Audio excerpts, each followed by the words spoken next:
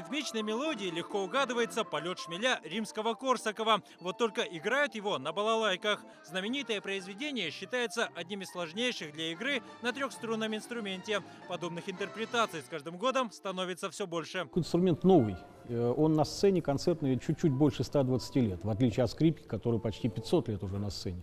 И мы должны показать все возможности. Сейчас, конечно, очень много композиторов с мировыми именами пишут оригинальные сочинения для нашего инструмента. Аккомпанирует балалайке Государственный концертный оркестр Якутии. Необычное сочетание классических инструментов и русских народных мотивов в столице северного региона звучит впервые. Потому такой ажиотаж. В зале практически нет свободных мест. Балалайка сольная в сопровождении оркестра.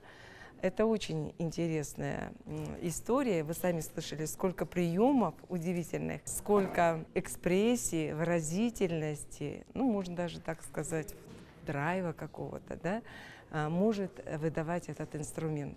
В репертуаре гала-концерта всего 13 номеров. Среди них как оперы с мировым признанием, так и произведения, пришедшие из народа.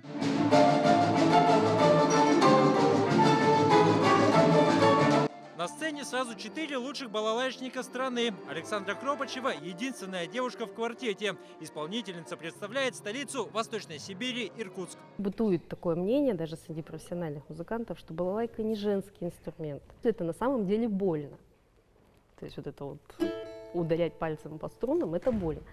Ну, к этому привыкаешь. Акция «Балалайка. Душа России» проводится уже 7 лет и приобрела широкую известность в стране. На Дальнем Востоке проект курирует Дмитрий Швецов, музыкант из золотой столицы Якутии, города Алдан. За годы игры балалайка для него стала настоящим другом. Мы друг друга чувствуем, понятно. Она ко мне привыкла, я к ней привык. Берешь другой инструмент, ты не можешь играть. Ты должен ее к себе приспособить и на ней попробовать какое-то время, месяц-два, чтобы она тебе начала отвечать. То есть каждый инструмент сугубо индивидуальный. Бурные овации и восхищенные возгласы – главная награда для каждого исполнителя. Впрочем, у участников этой акции главная цель – популяризация культуры российского народа.